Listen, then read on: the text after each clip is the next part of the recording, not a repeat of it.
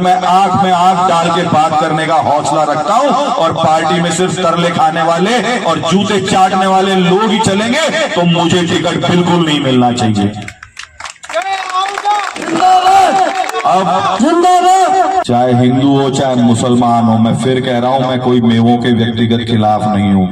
आज हमारे बिल्ला भैया बैठे हैं यहाँ पे, कैमासा में हमारे बूथ अध्यक्ष होते हैं, पूरा गांव इनके पीछे पड़ा रहता है। दूसरा, किसी के झगड़े में मर्डर हो गया, इनका नाम नामजद कर दिया। जो आदमी भारतीय जनता पार्टी और जय आहूजा और ज्ञानदेव आहूजा का झंडा लेके वहां बैठता था, इस आदमी की भी मैं सिफारिश करूंगा और इस आदमी की भी सुरक्षा करूंगा, क्योंकि निष्ठाओं की परीक्षा रोज नहीं ली जाती है। इनको खूब पता है हम हिंदुत्व के लिए डट के खड़े हैं, लेकिन कोई भी गरीब आदमी मेरे घर आ जाएगा तो वो यहाँ से खाली हाथ नहीं जाएगा। ये मैं आपको सबके बीच में वचन देता हूं।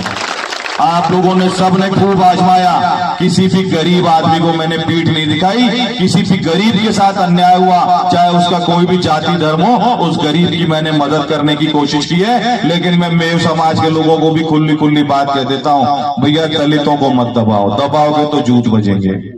आप अपने बच्चे पालो, आपके बच्चों की भी नौकरी लगे, इसकी भी हम जिम्मेदारी उठाएंगे। आपके बच्चे भी खेले कूदे आगे बढ़े, इसके लिए भी हम तैयार हैं। लेकिन आप नाजायज अत्याचार में अगर किसी के साथ खड़े हो जाओगे तो बिला आमने सामने हो जाएंगे, लठ बजाने की नौबत आएगी तो लठ 100% बजेंगे। हमारा आपसे कोई विरोध नहीं है, लेकिन आप अपने यहाँ जो भी अल्पसंख्यक समाज रह गए, SC, प्रजापत, हमारे राय सिख हैं, कहीं पे कहीं हमारे और राजपूत हैं, इनके साथ अगर कोई अत्याचार करेगा गरीब गुरबे के साथ में, तो जय आहूजा के होते हुए वो अत्याचार कभी भी नहीं होने दिया जाएगा। पार्टियां आती जाती रहेंगी, टिकट आते जाते रहेंगे, पर आपकी गर्दन हम ऐसे आदमी के हाथ में नहीं जाने देंगे जो जुबेर खान के पैसे से चुनाव लड़ा, जो वैचारिक रूप से पूरी तरह कॉम्प्रोमाइज है, जिसकी विचारधारा सीधे सीधे उनकी गोद में बैठ के चलती है। ऐसे आदमी को आप निरी गरीब गुरबों की, हमारे SC के लोगों की, हमारे प्रजापतों की, हमारे और राजपूतों की, हमारे गरीब राय सिखों की गर्दन ऐसे कपटियों के हाथ में चली जाए तो भैया एक बात बताओ, जब कांग्रेस का राज होगा, जब भी तुम्हारे पे अत्याचार होंगे और बीजेपी में ऐसे आदमी को कमान दे दी जाएगी, जब भी तुम्हारे पे अत्याचार होंगे, एक बात बताओ, ये लड़ाई लड़ेगा तो कौन लड़ेगा?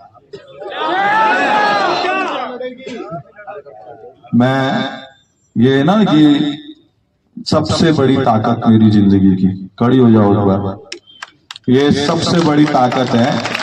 कोई मेरे पिछले 7 जन्मों के कर्म होंगे कि मेरे को ऐसी देवी स्वरूपा पत्नी मिली है।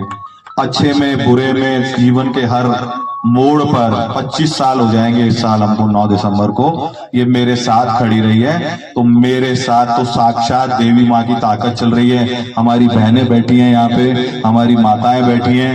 ये रजनी दीदी तो सुबह सुबह ही आ गई थी रसगढ़ से कि भैया आप चिंता मत करो, जिसके साथ मातृशक्ति हो, जिसके साथ युवा शक्ति हो, जिसके सिर पे बड़े बुजुर्गों का आशीर्वाद हो, आप ये मान के चलो कि मेरी पीठ में जितने खंजर मारे गए थे 2023 के चुनाव में, रक्त बहता रहा और मैं हंसता रहा, खून रिश्ता रहा और मैं आपके सामने इनकी आंख में आंख डाल के खड़ा रहा। आप भी बता दो, मेरी जगह कोई और आदमी होता तो एक दिन भी यहां रुकता क्या? मैंने किसी से शिकायत नहीं की, मैंने किसी को गलत नहीं बोला, मैंने किसी को ये नहीं कहा कि तुमने मुझे वोट नहीं दिए, क्योंकि एक सुनियोजित प्रोपेगेंडा हमारे खिलाफ फैलाया गया था कि ये तो 24 घंटे बाद यहां मिलेगा नहीं। लेकिन जो ये कह रहे थे वो 24 घंटे भी किसी को नहीं मिले, और मैं 24 घंटे तुमको मिला कि नहीं मिला बताओ? अब यही अंतर है, यही आपको अब तय करना है। मैं जब रमेश भाई की आंखों में आंसू आ रहे थे तो मेरी आंखों में भी आंसू आ रहे थे। जब हमारा भाई कह रहा था कि मेरे बच्चे वापस दिला दिए, तब भी मेरी आंखों में आंसू आ रहे थे। भाई शिवचरण जी हमारे, इनके एक दिन के पोते को ऐसी असाध्य बीमारी हो गई कि ये उस बच्चे को लेके दर दर भटकते रहे, और इन्होंने जब बहुत परेशान हो गए तो जयपुर JK लॉन से मुझे फोन किया। तो मैंने इनको इतना लड़ा, मैंने कहा शिवचरण जी हमारा पोता हुआ है, वो बीमार है, और आपने मुझे फोन नहीं किया, मुझे पता नहीं चला, और आप दुख पा रहे हो, मेरे लिए डूब मरने की बात है। उस बच्चे का सफलतापूर्वक ऑपरेशन हुआ, और अभी महीने भर का भी नहीं हुआ ना भाई सब बच्चा, तो मैं आपको इतना ही कहना चाहूंगा कि जब शिवचरण जी कुछ कह रहे थे तो ये किस परिप्रेक्ष्य में कह रहे थे। एक दादा के हाथ से एक ही दिन के पोते का ऑपरेशन कराना कितना बड़ा जीवन की कठिन परीक्षा है जो भगवान इनकी ले रहा था। मैं आपकी किसी परीक्षा में आपको अकेला नहीं छोड़ूंगा।